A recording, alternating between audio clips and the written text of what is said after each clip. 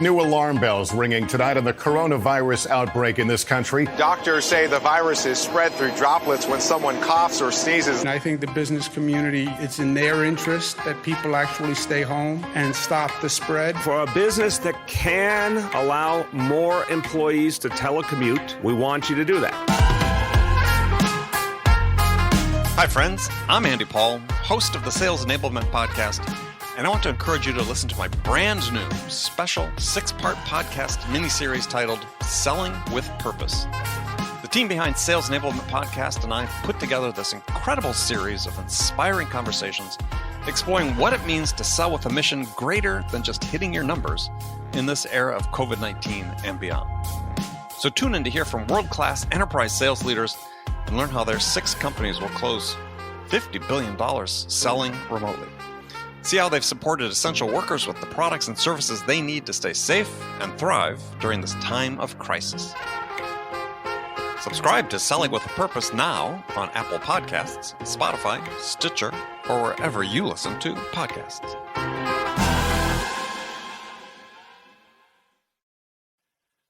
Guided selling from RingDNA makes your entire sales team more effective by revealing exactly what reps should do and when to do it. Guided selling works by transforming sales data into a curated list of prioritized sales actions. So when reps start their day, they'll never again wonder which prospects and accounts or hot inbound leads to reach out to next. Guided selling even shifts reps' priority in response to real-time buying signals. Finally, even new reps can sell like seasoned ones. Let RingDNA be your guide to success. Learn more at ringdna.com/guided selling. That's ringdna.com/guided selling.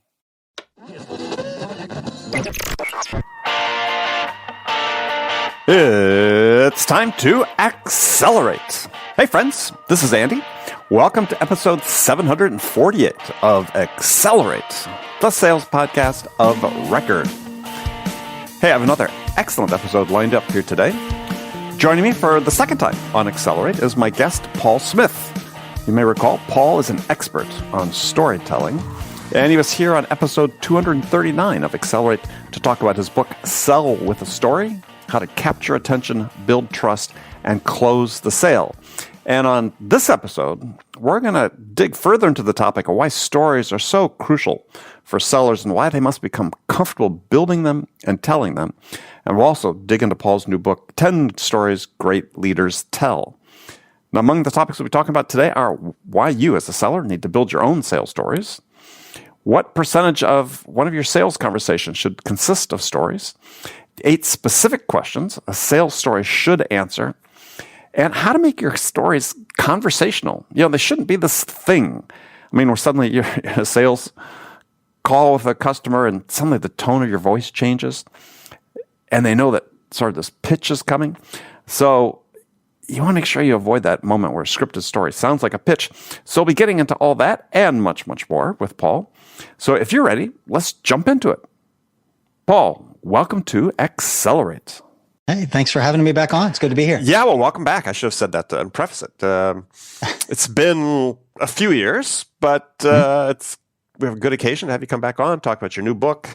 I think last time we talked about your book, Sell with a Story. And that's right. Today we're going to talk about the value of storytelling in your new book, 10 Stories Great Leaders Tell. But I want to start off talk about stories themselves, right? Because there's no disagreement for me about the value of telling stories. I feel like that's sort of integral to what my style has been over the years in terms of connecting with customers and so on. But sometimes I feel like we're sort of storied out, right? That there's a lot written about it and everybody nods and salutes the flag that, yeah, hey, stories are great. But I don't, in my experience, listening to reps and monitoring rep calls and, you know, listening to recorded calls and seeing people on presentations and so on, it's just like, I don't see people using it. It's like they just haven't embraced it yet on a wide level as I would hope that they would, because I think it's such an important tool. So you're sort of the expert in this. Why do you think that is? Well, so you may have a better view than I do into if people are using it in the field, since I don't go do field evaluations of salespeople and give them advice, and it sounds like something you probably do. What I can tell you two things. One is I have an increasing number of people every month, salespeople in particular, taking my course and calling me and asking me for this training. And I'll go and I'll spend, a day with 30 or 40 people at a time, Sure. At each of these companies. So the demand I see for what I do is accelerating, not decelerating. The second thing I think I would. Yeah. And I'm not questioning that at all. It's just, I think there's that gap between, now we've trained it. Now are they using it? Right. Right. You're right.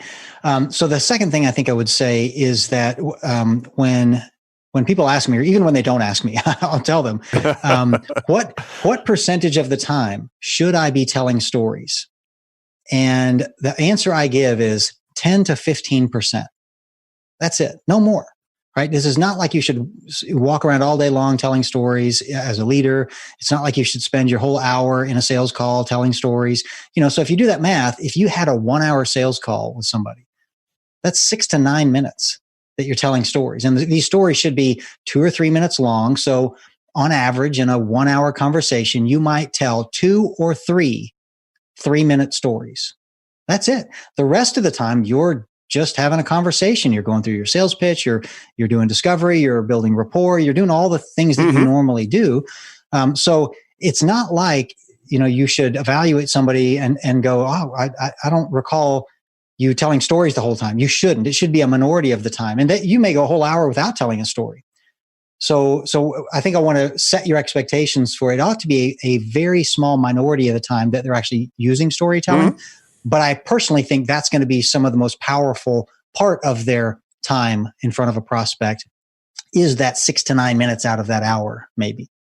Yeah, well, I think that's one of the things that'd be great to get into in more detail here, is because I think that, again, from my conversations I have with people, is that stories are this thing, right? I mean, it's like, I'm trying to remember this joke I'm supposed to tell, right? And they think of stories as not being contextual necessarily, right? But they're these standalone things. I need to remember these stories, and I need to summon them at the right time, as opposed to saying, this sort of happens in the flow of conversation, and I've got this repertoire, if you will, of stories that are contextual at this point in time, and I'm going to use them conversationally, as opposed to, okay, now I'm telling my story. Here's my setup. It's almost like a comedian, delivering a setup and a punchline. And I think, to me, that seems what holds people back, because it becomes this thing to them, as opposed to just an integral part of what they're doing.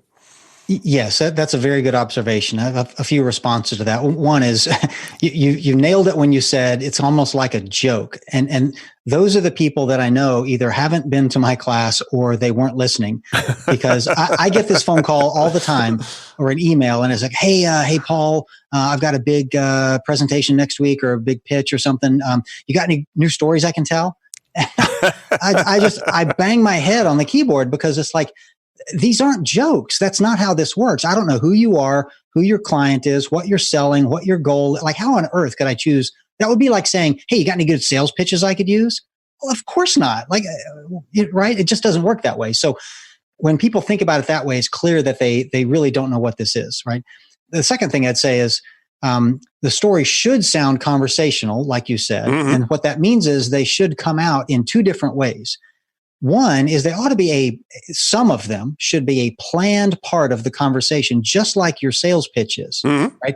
You go into a sales call with, I've got these 7 points I'm trying to make over the course of my time, right?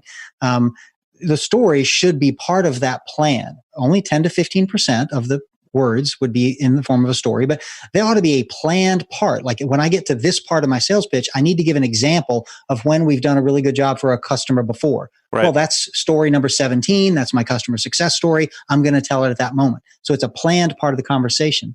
And the tone of your voice shouldn't change at all when you get to that, just like it doesn't change when you get to step 4, 5, 6, 7, 8 on your sales pitch. You're just continuing the conversation. So it shouldn't be this thing that you jump out of character and go into, and then no, now I'm back into my sales pitch. Oh, but now I'm telling a story. Like, no, it should come out, right? The second way should be extemporaneous, when somebody asks you a question or somehow the conversation turns to a place that you didn't expect it to. And that's when you need a repertoire of stories to draw on the right one to answer that question that came up. And again, maybe 90% of the time, a question will be answered just with a fact, but 10 to 15% of the time, you'll have the right story to answer that question. And then you ought to just tell the story. But again, it ought to just be just as conversational as the conversation you and I are having now. In fact, I tell people, if people can tell that the tone of your voice has changed, you're doing it wrong. And I know people are doing this, because when I was doing the research for the book and I was interviewing professional buyers, right, procurement managers, right, I asked them, how is it that you know, or here's the question. What is it that makes a sales pitch sound like a sales pitch? And almost all of them gave me the same answer. It was when the tone of the conversation changes from conversational and extemporaneous to something that sounds scripted and memorized. Yeah. So good salespeople don't have a scripted and memorized sales pitch, or it doesn't sound like it's scripted and memorized, because they're good at telling it. But if they're not very good at the story and they've scripted and memorized it, it's going to come out like this other thing that is written in a brochure. And that's when the buyer knows that the sales pitch is on. And that's when the hair on the back of their neck stands up and they get really defensive. And like, you don't want to create that reaction in your buyer, right? Right. So part of what it sounds like, what you're saying, and this is because I was thinking about this as I was preparing for our conversation today, and thinking back sort of, how I sort of approach it, is that you think about story not necessarily as, at least I don't, as, hey, here's this, as you point, a scripted 2-minute thing. It's just that I have these experiences, or I know about these experiences of which there are certain elements. And when I reach that time where I think it'd be great to illustrate, hey, what we've done for a similar type customer, similar type problems, I now have a framework on how to structure these things I know and bring them together in a way that makes sense, right? As opposed to, okay, my fear is like, when we see books with, X number of stories every salesperson should know, it's like they think, oh, I got to memorize X number of things. And it's like, no, you need to know that here's a way to relate this information you probably already know. Right.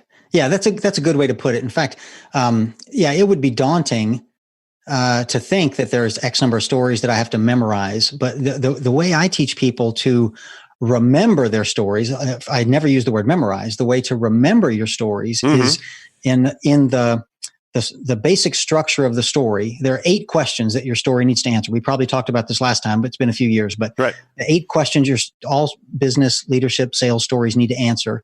All you're doing is memorizing the short bullet-pointed answer to those 8 questions, because they're things like where and when did it happen, who's the main character, what did they want, what was the problem or opportunity they ran into, what did they do about it, how did it turn out in the end. I mean, those are basically, what did you learn from it, and what should I go do now, right? Those are the 8 questions. Yeah. So all you have to do is remember the short little 1 or 2, 3 word answer to those questions. And then when you tell the story, your brain will turn that into a story. You'll basically go through those where and when it happened, et cetera. So you don't have to memorize 500 words. Right. Right? Yeah, well, I think you're right. And to that point, I remember working with a speaking coach a number of years ago, and she left me at this sort of swing thought, if you will, to give it a golf analogy, which was that always add detail, right? So to your point, where, when, person's name, and now you don't have to remember all that stuff ahead of time. You just have to be conscious of the fact when you're telling and relating a story, is these little details make it seem more real, more relatable. Yeah, and like I said, they're just those 8 questions basically are the important details, right? I mean, you can add things like, well, was it cold outside? Was it a sunny day? I actually steer people away from that, because that ends up making it sound like a high school writing exercise. When you do that, right? Right. You don't. So that's why I focus on these 8 things. Those are the important details.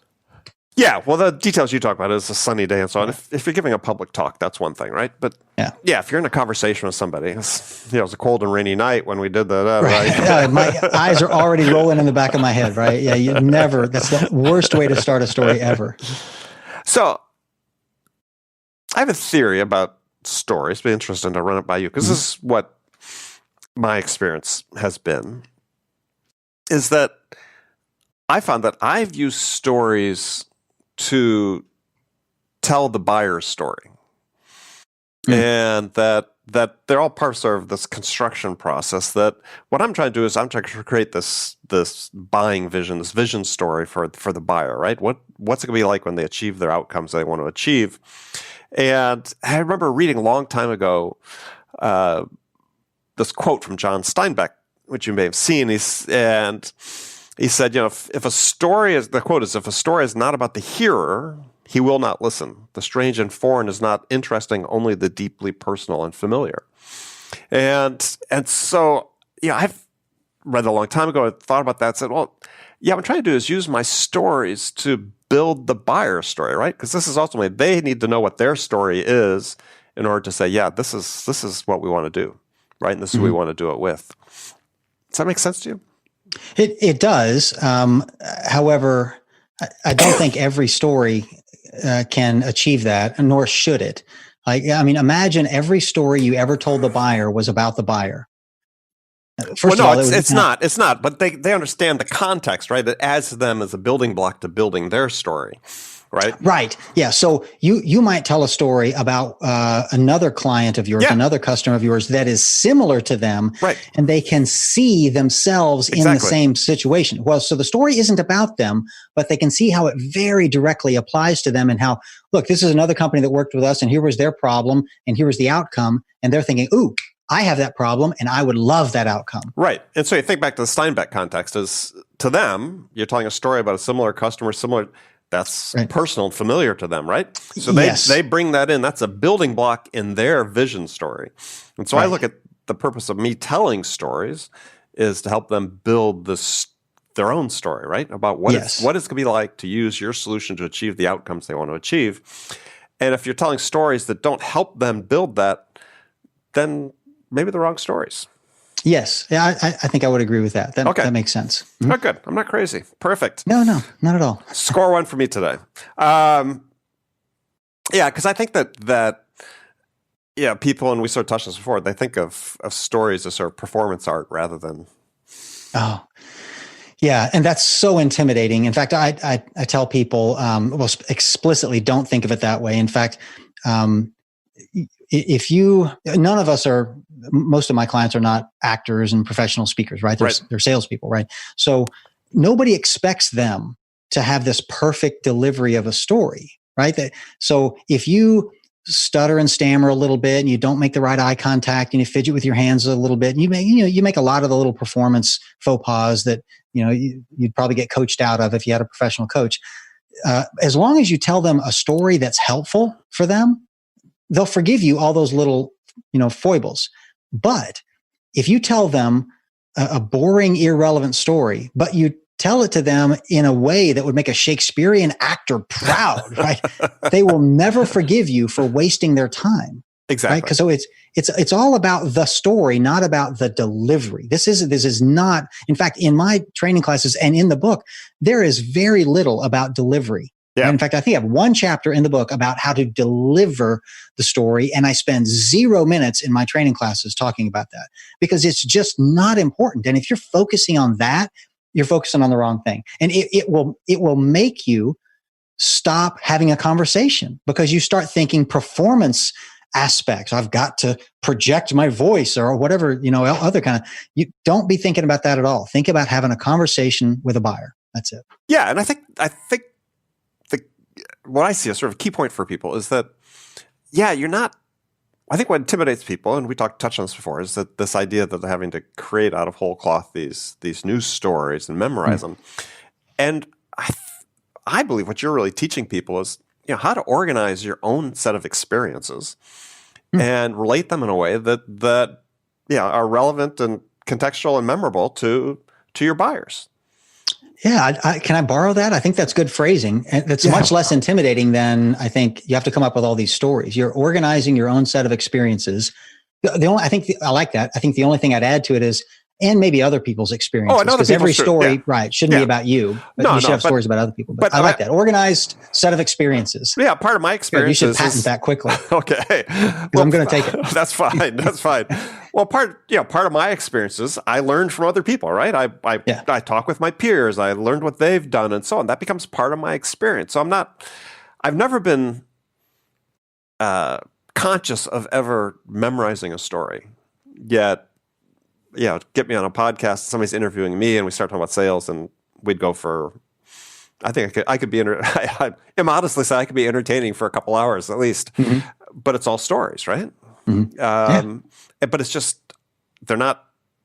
I've told enough of them enough times that there is sort of a structure to it, but they're different every time based on the audience, what they want to hear, and so on. And this whole they should be that way, and they should be that way. I mean.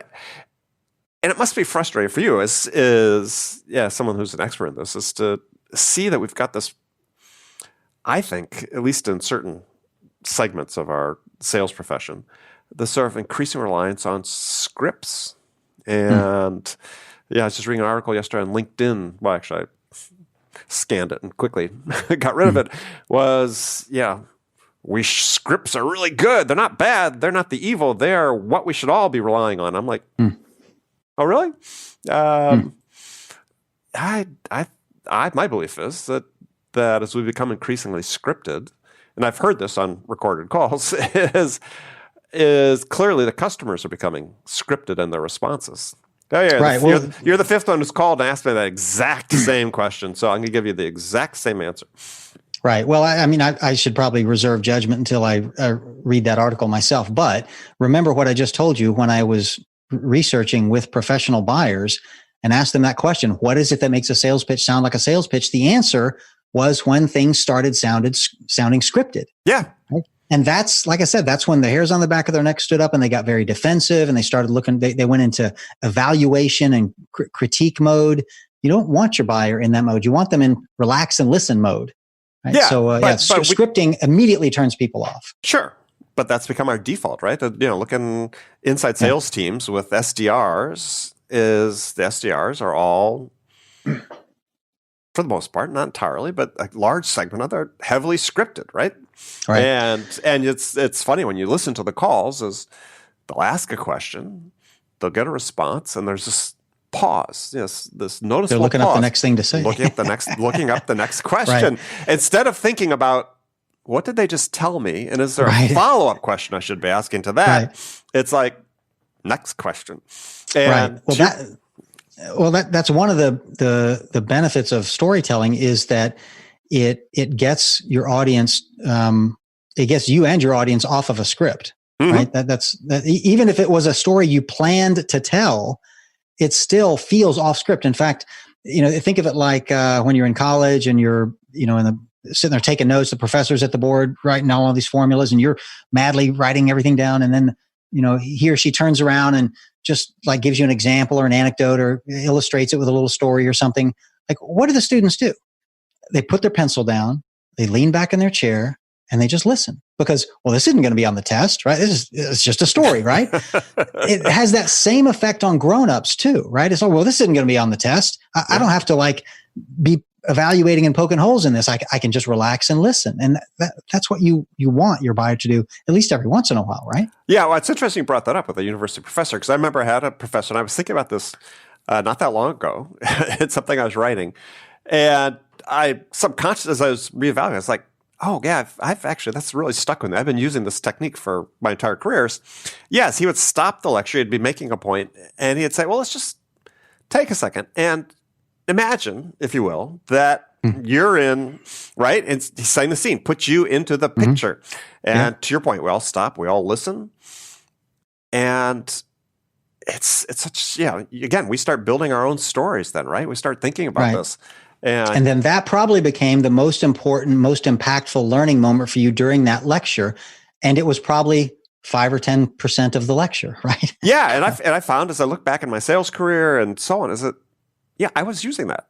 I would stop conversation and say, well, take a second. So just imagine, and it's a powerful tool, and use that then as a pretext for telling a story.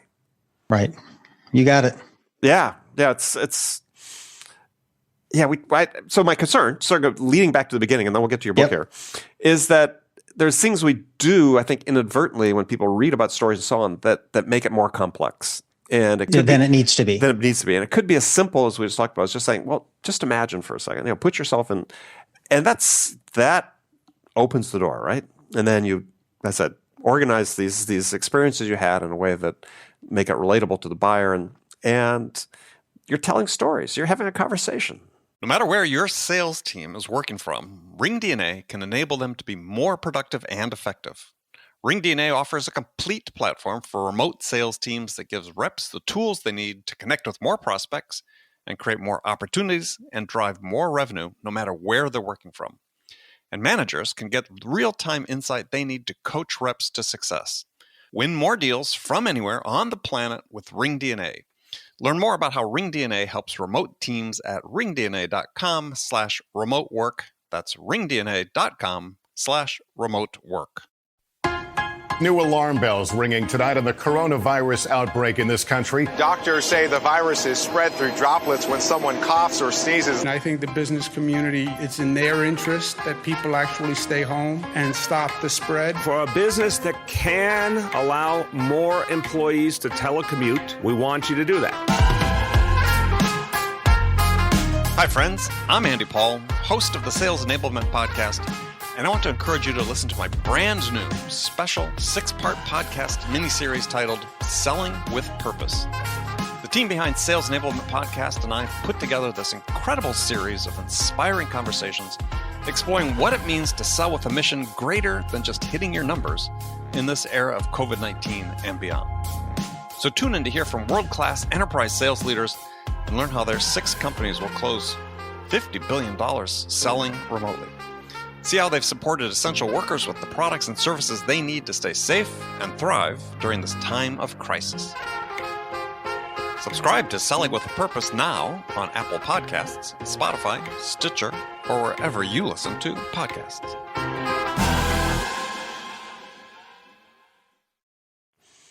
Yeah, I'm writing that down right now. Okay. Organized experiences. Okay, that's fine.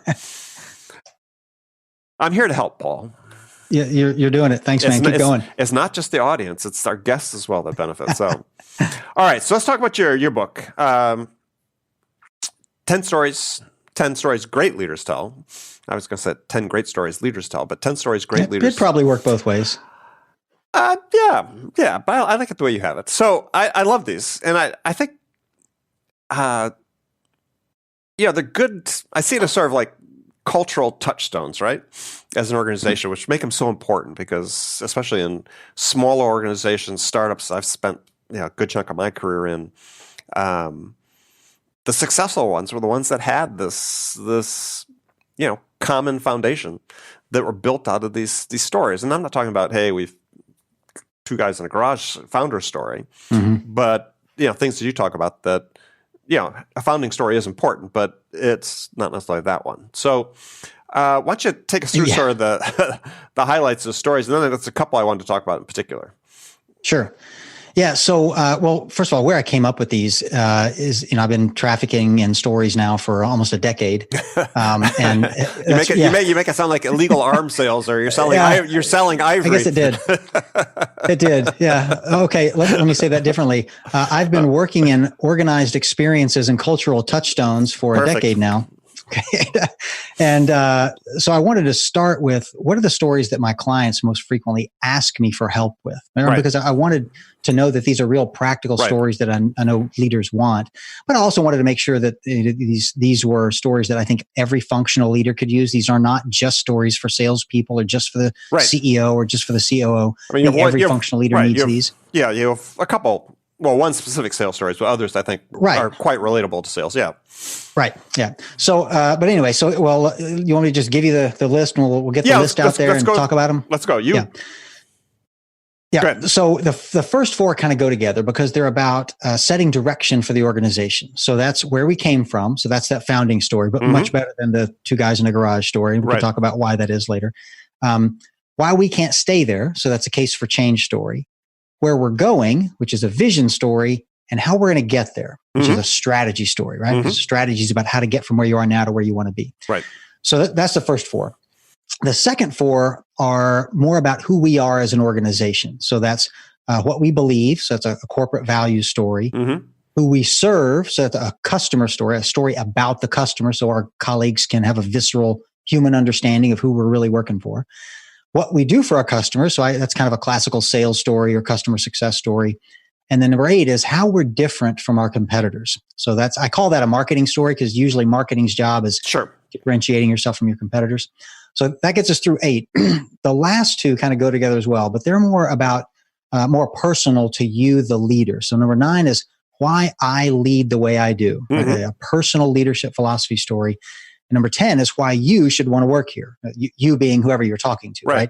Because every leader's job is getting talented people to come in to the organization, not just HR or recruiting or whatever. Every leader needs to do that. So those are the 10 I came up with. And essentially, as you know now, the book's got one example of each of them and then some tips for how to find and craft your own. Yeah.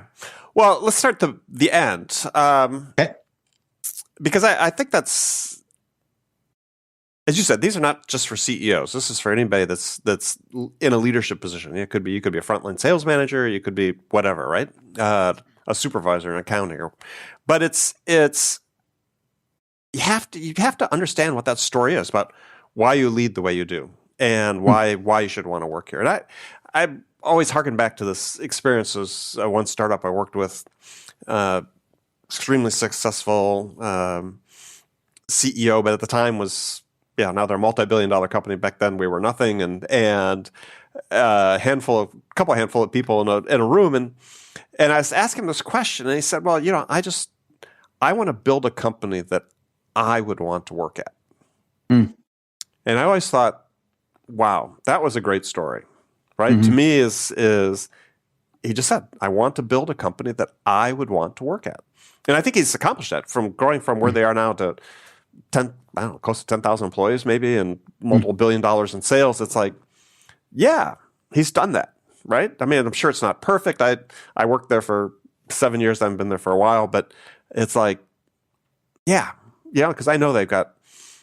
I had just run into him actually in the CEO and the founder in Hawaii a couple weeks ago. We had drinks and yeah, I think something like out of the first couple hundred employees, like still 125 of them they're still there, right? That's impressive. After almost 25 years, right? So clearly, I think he did that.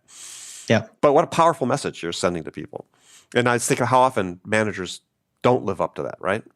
Because if they ever stood back and said, "Would you want to work for you?" It's like, yeah, probably not. Right. So in his case, his founding story might also be a great recruiting story. Right? Because especially if he told them, what it was about the job that he left that he hated or didn't like and that he wanted to fix at the company he started so that it would be a company he would want to work for. And if you got into some of those details and how he did that would make for a great founding story because, nobody ever quit their job and risked everything to go start a new company for a boring reason, right?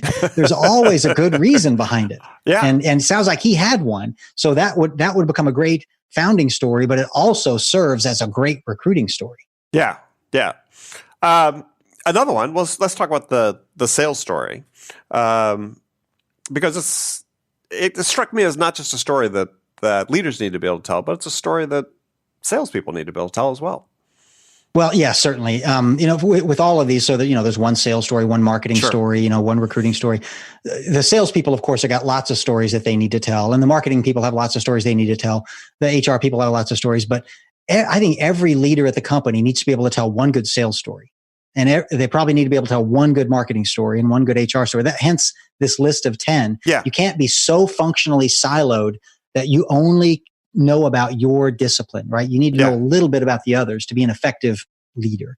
So relate a little bit about the auction story that you tell there, because I thought that was a really good one. Yeah. So this is about a guy named Ben Coberna, who's the CEO of EasyBuy, and I'd never heard of a company like this before when I interviewed him. So it's a reverse auction company. Mm-hmm. Had you heard of this type of company before? No, I looked it up. I was reading the book. Yeah. Okay. I hadn't. Yeah. So I hadn't either before I met this guy and interviewed him. So and a lot of his clients haven't either. So he has to tell a story to help them understand what on earth it is that we do. In fact, that's kind of the purpose of the story.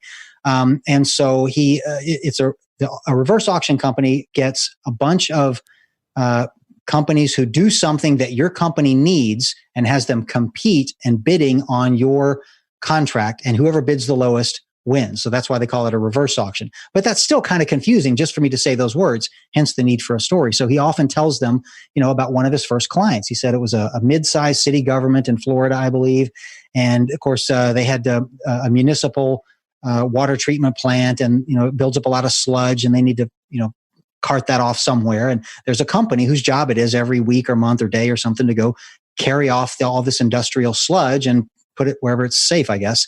And they were paying $250,000 a year to this company to haul off this sludge. And they thought, well, we'd like to save some money on that. That's a lot of money. So we'll hire this guy, Ben Coberna at EasyBuy, and they'll do a reverse auction and we'll save money. So they hired him. He contacts a bunch of companies that can do sludge removal, calls them all into this meeting where he's going to explain how this auction process works. And the meeting starts, and and all these different, owners of these companies are coming in. Well, the guy who's got the contract now, right, the incumbent, the guy who's been hauling this stuff off for years, comes in a tirade, right? He's got his lawyer with him. He's yelling and screaming. He kicks a chair across the room. He tells everybody, you can't do this. This is illegal. You're going to go to jail. I mean, just, terribly mad, right? Because he's about to get some money taken out of his pocket for sure, right? Well, they eventually got him calmed down and, explained how the auction was going to work and got everybody to start. And so they all went back to their respective places of business and started the auction. It's all online. Well, he, of course, his first bid is $250,000, right? That's what he's been getting paid for years. Well, somebody bids lower than that. So he lowers his to 240 and then 200 and then 150. Well, his next bid is zero, nothing. And they knew, of course, that's a mistake. Like he just clicked the wrong button or whatever. So they pause the auction. They call the guy on the phone. They go, hey, somebody made a mistake at your place. You put in a zero bid. So we pause the auction. We're going to give you 10 minutes to go put in the right bid, and then we'll restart everything, right? And he said, that won't be necessary. He said, that wasn't a mistake. I bid zero on purpose. And they're like, what is wrong with you? That can't be true. Why would you do that? And he said, look, I've been selling that sludge to farmers for years as fertilizer. I'll just come pick it up for free. Yeah. and that's what he's been doing ever since. Right. So the story accomplishes a couple of things for Ben. One is it explains in easy language what a reverse auction is, because that's a confusing concept. But now that you've heard the story, you know exactly what it is. But here's the really clever second thing that it does is it answers an objection that most of his prospects have, and it answers it before they even ask the objection. And that objection is, if I do this, are my suppliers going to get mad at me? Like, this sounds like something they're going to get really mad about, right? And his answer is, well, yeah, they're all going to get pissed, but they're going to get pissed at me, not you. You're not even in the room. Mm-hmm. He kicked that chair at me. Right? My job is to protect you from all of that. All you get to do is save money. Right. So it brilliantly accomplishes both of those tasks in about a 2-minute story. Yeah. No, I thought I just laughed at the story because it was such a great outcome. And I think a third lesson too is there when he'd agreed to do it for zero is that he can turn to his customer and say, sometimes you're going to uncover these things where, the people that are providing services, they're making so much money off doing it that, they'd be happy to do it for free. Yeah. So he can give them the statistics then that, look, we typically save our clients 20 to 30%, but there's a range. Sometimes it's only 3 or 4%. Sometimes it's 100%, Yeah. I thought that was a great story. Well, so last one I wanted to talk about was let's talk sort of collectively about the first four. Cause I think, and I sort of throw the values in there a little bit too, because I think, values are not spoken enough about. So certainly in sales, because it is such a human-to-human business, and I think people, when they form first impressions, perceptions of other people, that values certainly play into it more than we want to give credit for. But let's talk at least about those first four, because I think if people understand that as an individual within an organization, you understand these things, it helps inform what you do in a way that makes you more powerful than if you didn't. Yeah. So, and it's four different stories, but we already started talking about the founding story a little bit. So let's kind of close the loop on that, because you've already identified one of the problems with most founding stories. And it's that they almost all sound the same and they're terribly boring. It's, my company started 30 years ago with two guys in a basement with $300. And today we're on the Fortune 500 list and we're in 75 countries around the world. And aren't we awesome? Yay. Whatever. Like every large company started small. Right. By definition, right? They all started with two guys in the basement, or two ladies in the basement, or whatever, right? So telling the entire history of your company in 7 sentences is not inspiring to anyone, all right? Except for the person who did it, I suppose. The founding story should be about that critical moment where you decided to start the company because you were so frustrated with your 9-to-5 job or the way that, your company was currently doing things, and you thought you could do it better, or you wanted to start a company that you would want to work for, or, it's that pivotal moment where you make that really risky decision to jump and go do something different, because that passion that founder had for that, making that decision and starting that company, you want everybody at your company to share that frustration and then the passion that follows to do it better. And the only way you can imbue them with that passion is to tell them the story of the founder's passion, not the statistics of two guys in the basement, $300. Now we're in, like that's not what inspires people. The struggle and the frustration and the passion is what inspires people. Well, and then living it, right? I mean, I think that's the thing that so often is you get this founding story and then they're not following through. The example I gave before, the guy, the gentleman said, wanted to build a company that he wanted to work for. I think his inspiration for starting the company is he was working for this big tech company and had ideas that they just didn't want to do, right? They didn't want to implement. They didn't want to go do this business. And felt handcuffed. And what's the worst thing is you're supposed to be in an innovative company and they don't want to innovate and take risks. And so he built this company where they've grown by people taking risks. The people who are growing the business are not salespeople or business development people. They're engineers and other people with great ideas. And I think that's why they've been retained people, right? Because, hey, we're going to create an environment and we're show it where risk taking is encouraged. And if you got the good idea, let's go do it. Right.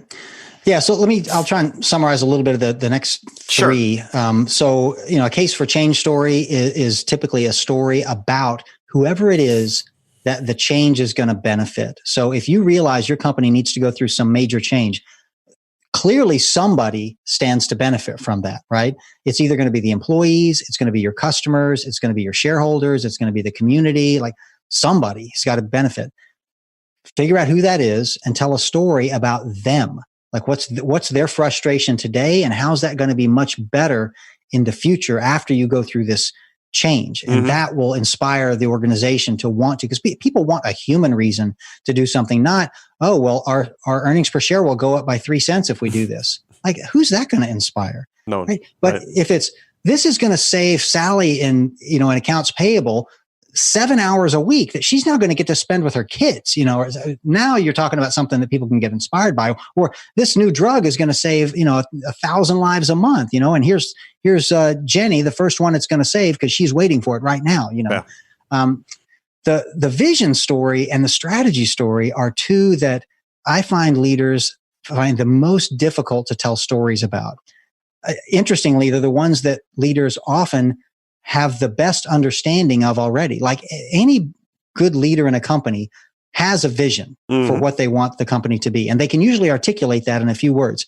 And they almost always have a very clear strategy. They probably all got a strategy document that's, in 11-point font and it's, got lots of bullet points and numbers and it's really pretty format. And they vetted it through HR and through the, CFO and, it's perfect, right? But that's not a strategy story. That's a strategy document. And that, and so then the vision sounds something like this. We want to be the fastest growing restaurant chain on the East Coast, or we want to be we want to make the world's quietest jet engine. Man, that's a great vision, right? I might call that a goal or a mission, but anyway, that's a great vision statement, but it's not a vision story because it's not a story at all. So a vision, so you have to start with having the vision statement. You have to have a vision and you have to have strategy choices to start with. But then you need to tell stories about those things. So a vision story is a future story. It's like you started earlier. Imagine this. That's how all vision stories start. Imagine this. So this is 5 years into the future. Imagine it's going to be like this when we work. In fact, I think the example in the book is uses a magazine article written 5 years in the future about how our company became the most admired company in America or something. Actually, I think this is the strategy story. And you're looking back at how did you accomplish that? Right. And the vision story is a story about 5 years from now. What's it going to be like to work here? And why is that better than what it's like today?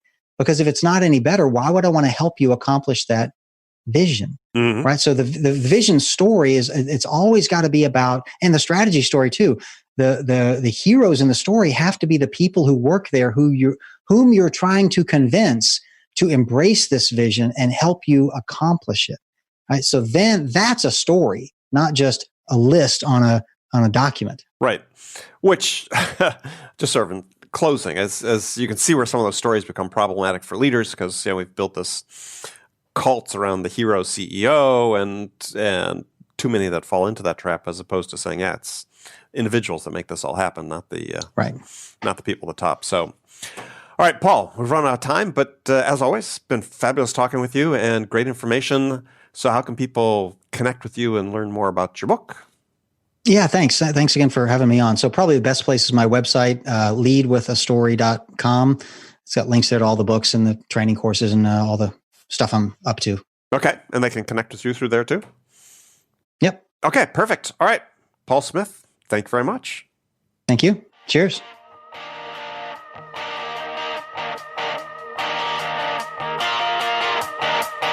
Okay, friends, that was Accelerate for this week. First of all, as always, I want to thank you for taking the time to join me. And I want to thank my guest today, Paul Smith. Join me again next week as my guest will be Chris Rudegran. Chris is the co-founder and CEO of Sendoso. Now, if you're not familiar with it, Sendoso enables B2B sales, marketing, and customer success teams, to send digital and physical gifts to their buyers and customers. It's really a cool concept in building deeper connections with your buyers. So if you're not familiar with how gifting works, then you'll definitely want to check out our conversation. Be sure to join Chris and me next week right here for that conversation. So that's it for this week. Thanks again for joining on Accelerate. And until next week, I'm your host, Andy Paul. Good selling, everyone.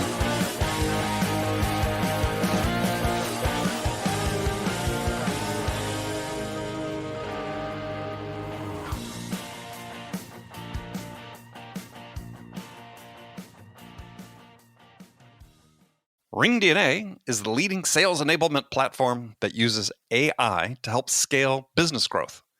Trusted by the top companies across the globe, RingDNA offers a suite of powerful tools for every sales role. The RingDNA Dialer radically improves sales productivity and call connection rates, while guided selling helps reps know exactly what to do and when to do it. Conversation AI uses artificial intelligence to surface the most impactful coaching opportunities in real time. So, no matter where your team is working from, the RingDNA platform can help them exponentially increase call connections, opportunities, and revenue. Learn more at ringdna.com/platform. That's ringdna.com/platform.